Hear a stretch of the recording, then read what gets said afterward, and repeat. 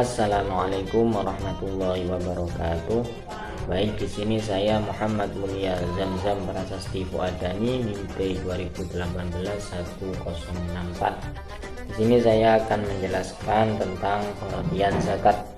Zakat berarti secara bahasa itu tumbuh dan bertambah, juga bisa diartikan sebagai berkah, bersih, suci, subur, dan berkembang maju. Sedangkan secara terminologi, zakat itu sebagian harta tertentu yang memenuhi syarat minimal nisab dalam rentang waktu 1 tahun atau haul, yang diberikan kepada yang berhak menerimanya atau disebut mustahik zakat dengan syarat tertentu. Zakat adalah salah satu rukun Islam yang 5. Selaku umat Islam telah diwajibkan oleh Allah Subhanahu wa taala untuk mengeluarkan zakat seperti yang tercantum dalam firman Allah, Bismillahirrahmanirrahim, wa aqimus sholata wa atuz zakata wa athi'ur rasula la'allakum turhamun, yang artinya, dan dirikanlah sembahyang atau sholat, tunaikanlah zakat, dan taatlah kepada Rasul supaya kamu diberi rahmat. Quran Surah An-Nur ayat 56. Allah menjelaskan bahwa orang yang menaati perintah Allah, khususnya dalam menunaikan zakat, niscaya Allah akan memberikan rahmat kepada kita dan akan dikembalikannya kepada kesucian atau fitrah, seperti bayi yang baru dilahirkan ke dunia ini. Istilah yang digunakan Al-Quran selain zakat juga disebut juga dengan shodaqah, sebagaimana firman Allah, Bismillahirrahmanirrahim, khudh min amwalihim shadaqatan tutahhiruhum wa tuzakkihim biha wa shalli alaihim inna sholataka sakanun lahum wallahu sami'un alim, yang artinya ambillah zakat dari sebagian harta mereka. Dengan zakat itu kamu membersihkan dan mensucikan mereka dan mendoalah untuk mereka. Sesungguhnya doa kamu itu menjadi ketentraman jiwa bagi mereka. Dan Allah Maha mendengar lagi Maha mengetahui. At-Taubah ayat 103. Zakat itu membersihkan mereka dari kekikiran dan cinta yang berlebih-lebihan kepada harta benda. Zakat itu menyuburkan sifat-sifat kebaikan dalam hati mereka dan memperkembangkan harta benda mereka. Nah, zakat itu mempunyai syarat wajib yang harus dilakukan. Yang pertama yaitu harus Islam, beragama Islam. Kemudian yang kedua merdeka. Budak atau hamba saya tidak wajib mengeluarkan zakat. Kemudian milik sepenuhnya, ya, harta tidak boleh meminjam. Kemudian cukup haul dan cukup nisab. Jangka waktu atau haul yang dikenakan wajib zakat itu bervariasi sesuai jenis barang dan proses pemerolehannya, sehingga haul tidak sama antara profesi yang satu dengan profesi yang lain. Selain itu, kewajiban zakat itu apabila sudah sampai nisab atau takaran tertentu yang telah ditetapkan syara. Untuk lebih jelasnya tentang zakat produktif dan juga zakat profesi akan dilanjutkan oleh materi berikutnya.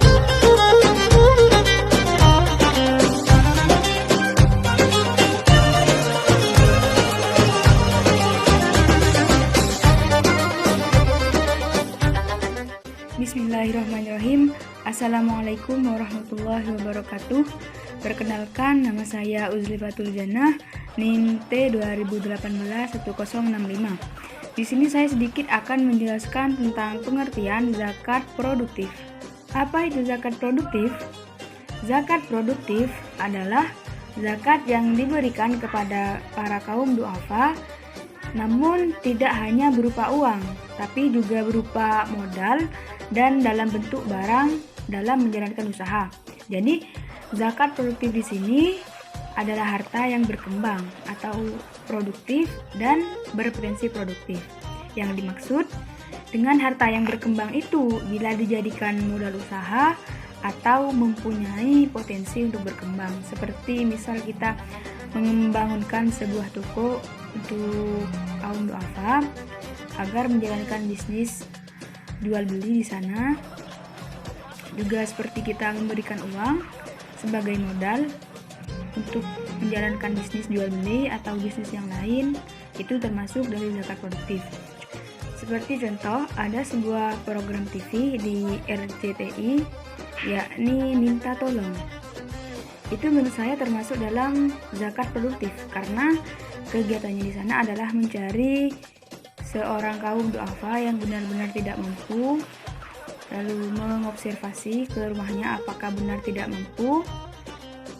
Jika benar, maka pihak minta tolong tersebut akan memberikan sebuah uang yang berjumlah sesuai apa yang dibutuhkan untuk biaya hidup dan juga sebagai modal untuk menjalankan suatu usaha.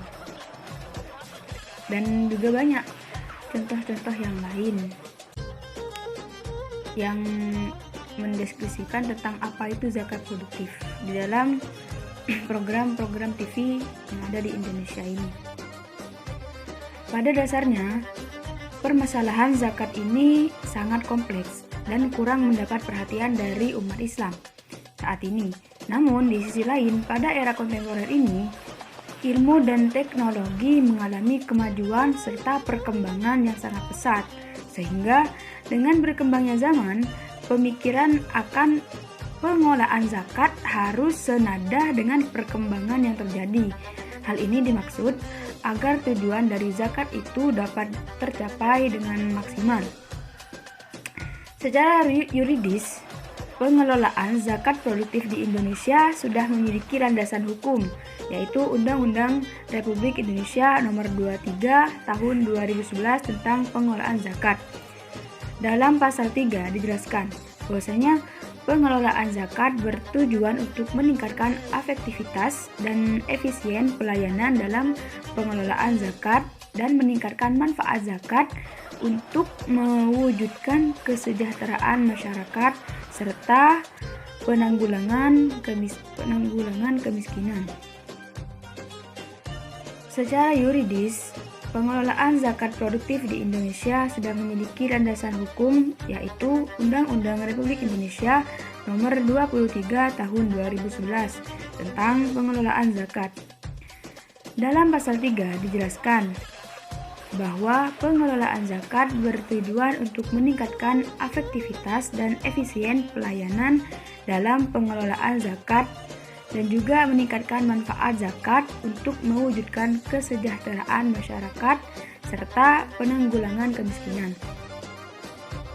Dan juga tertera dalam pasal 27 disebutkan, zakat dapat didayagunakan untuk usaha produktif dalam rangka penanggulangan fakir miskin dan meningkatkan kualitas umat. Itu secara yuridis tentang zakat produktif. Ada pemikiran yang menyatakan tentang perlunya mewujudkan zakat secara merata dan sungguh-sungguh, karena zakat dapat berperan memecahkan masalah sosial, perbaikan lingkungan hidup, mencerdaskan bangsa, menyediakan sarana pendidikan, dan lainnya. Pendapat tersebut mengisyaratkan akan perlunya pemikiran yang komprehensif terhadap nilai-nilai Islam yang berkembang dalam suatu konsep operasional. Salah satu hasil pemikiran tersebut adalah pengelolaan zakat produktif ini, yang pada dasarnya mampu menjawab persoalan-persoalan tentang zakat yang muncul pada era ini. Poin selanjutnya yakni pendapat ulama tentang zakat produktif. Dalam buku Nuansa Fikih Sosial yang disusun oleh Sahal Mahfud, beliau menjelaskan secara teoritis pengelolaan zakat teoritis telah dibahas oleh beberapa ulama kontemporer, baik ulama nasional maupun internasional, seperti Yusuf Qaradawi sebagai seorang cendekiawan muslim, juga ulama kontemporer yang sifatnya moderat dengan pemikirannya tentang hukum zakat dan filsafatnya berdasarkan Al-Quran dan hadis. Beliau memahami bahwasanya zakat produktif sebagai multidimensi bagi perekonomian umat Islam dapat membantu khususnya fakir miskin menuju suatu kondisi yang mandiri dalam mengembangkan ekonomi. Kemudian Sahal Mahfud sebagai seorang kiai serta ulama terkemuka di Indonesia khususnya di bidang ekonomi, beliau berpendapat bahwasanya zakat harus dikelola secara produktif dengan menjadikannya sebagai modal usaha yang dikelola dengan profesional. Manajemen profesional sangat ditekankan dalam mengelola zakat produktif. Beliau menginginkan zakat mampu mencegah terjadinya kesenjangan sosial. Dari pemaparan tentang zakat produktif di atas, dapat kita pahami bahwasanya zakat produktif merupakan pengelolaan zakat di mana memberikan dana zakat kepada mustahik, tidak dihabiskan melainkan dikembangkan dan digunakan untuk membantu usaha mereka, sehingga dengan usaha tersebut mereka dapat mandiri dalam ekonomi dan dapat memenuhi kebutuhan hidup mereka secara terus-menerus atau berkepanjangan. Mungkin hanya itu pemaparan dari saya mengenai apa itu zakat produktif dan pendapat ulama tentang zakat produktif. Kurang lebihnya mohon maaf. Yang salah dari syaitan, yang benar dari Tuhan. Assalamualaikum warahmatullahi wabarakatuh. Assalamualaikum warahmatullahi wabarakatuh. Perkenalkan, nama saya Ahmad Afandil Fizen, NIM T 2018-1063. Baik, di sini saya akan menjelaskan mengenai zakat profesi. Saya melanjutkan dari pemateri sebelumnya. Yang pertama yaitu mengenai pengertian zakat profesi. Salah satu sumber zakat adalah zakat profesi. Dalam kompilasi hukum ekonomi syariah atau KHES, zakat profesi adalah zakat yang dikeluarkan dari hasil usaha yang halal dan dapat mendatangkan hasil atau uang yang relatif banyak dengan cara yang mudah, baik melalui suatu keahlian tertentu ataupun tidak. Jadi semua bentuk penghasilan yang halal wajib dikeluarkan zakatnya dengan syarat telah mencapai nisab dan haul, yaitu dalam 1 tahun. Kemudian jika di negara Arab, istilah zakat profesi sendiri itu yang pertama terdapat istilah al-mihnah yang sering dipakai untuk menunjuk pekerjaan yang mengandalkan tentang pekerjaan yang mengandalkan otak, seperti dokter, pakar hukum, pekerja kantoran, dan lain-lain. Kemudian juga istilah kedua yaitu istilah al-hirfah. Kata ini lebih ditunjukkan kepada pekerjaan yang mengandalkan tenaga otot, misalnya petani, pekebun, tukang jahit, dan lain-lain. Selanjutnya saya akan membahas mengenai hukum zakat profesi menurut para ulama. Jadi hukum zakat profesi ini memiliki beberapa perbedaan di kalangan ulama. Yang pertama yaitu ulama yang mengatakan tidak wajib zakat profesi dengan alasan bahwa hal itu belum pernah terjadi pada masa Rasulullah SAW. Ulama yang berpendapat demikian adalah Ibnu Qayyim, kemudian Ibnu Hazm, Ibnu Syaibah, dan Malik. Sedangkan menurut Imam Syafi'i, harta penghasilan atau gaji dan profesi itu tidak wajib dizakati. Kemudian kedua, ulama yang berpendapat bahwasanya zakat profesi ini merupakan suatu hal yang wajib untuk dilakukan. Ulama yang berpendapat demikian adalah di antaranya adalah Imam Abu Hanifah dan Imam Malik. Ia mengatakan zakat profesi dapat diambil zakatnya bila mana sudah setahun dan cukup senisab. Dalam hal ini mazhab Hanafi berpendapat bahwa jumlah senisab itu cukup terdapat pada awal tahun dan akhir tahun saja. Ketentuan ini diambil untuk mengetahui siapa yang kaya dan tidak dalam menunaikan zakat. Uraian di atas dapat disimpulkan bahwasanya pada dasarnya setiap harta kekayaan yang produktif dan bernilai ekonomis apabila mencapai nisab maka wajib dikeluarkan zakatnya. Seperti dalil pada Quran Surah Al-Baqarah ayat 267. Selanjutnya saya akan membahas mengenai perhitungan zakat profesi. Sebagaimana dalam Islam yang tidak mewajibkan zakat kepada seluruh harta benda, baik itu sedikit ataupun banyak, tetapi mewajibkan atas harta yang telah mencapai nisab, terlepas dari hutang dan mencukupi seluruh kebutuhan pokoknya.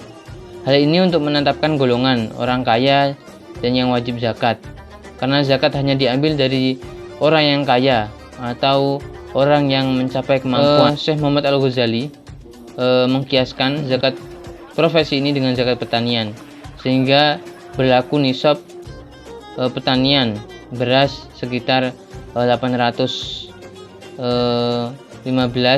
kg. Kemudian bila pertanian menggunakan irigasi, maka zakatnya 5% dari hasil pertanian tersebut. Dan apabila menggunakan air hujan pengairannya, maka zakatnya 10%. Kemudian nisab zakat pertanian tersebut 815 kg. Untuk mengetahui gaji pegawai yang setara dengan zakat pertanian, maka dikalikan dengan harga minimal beras. Misalnya 815 kg tersebut dikali dengan harga minimal yaitu Rp6.000. Kemudian sama dengan setelah saya kalikan mendapat sekitar 4.800.000-an. Jadi dari 4.800.000 tersebut diambil 5% jika pengairannya menggunakan irigasi, dan 4.800.000 itu diambil 10% jika menggunakan air hujan. Namun jika zakat profesi tersebut dikiaskan dengan zakat perdagangan, akan terasa lebih rasional. Akan tetapi para ulama masih memperdebatkan karena ada satu hal, dan karena ada atau tidaknya nisab dan haul pada zakat profesi tersebut. Sedangkan Yusuf Qaradawi memberikan pandangan lain dalam pengeluaran zakat profesi ini. Menurutnya secara langsung zakat profesi ini dihitung 2,5% dari penghasilan kotor secara langsung, baik dibayarkan bulanan atau tahunan gajinya. Kemudian metode ini juga lebih tepat bagi mereka yang dimudahkan rezekinya atau gajinya tinggi. Kemudian setelah dipotong kebutuhan pokok, dihitung 2,5% dari gaji setelah dipotong kebutuhan pokok. Metode ini pas untuk mereka dengan gaji yang pas-pasan. Mungkin kurang lebihnya mohon maaf. Itu saja dari saya. Wassalamualaikum warahmatullahi wabarakatuh.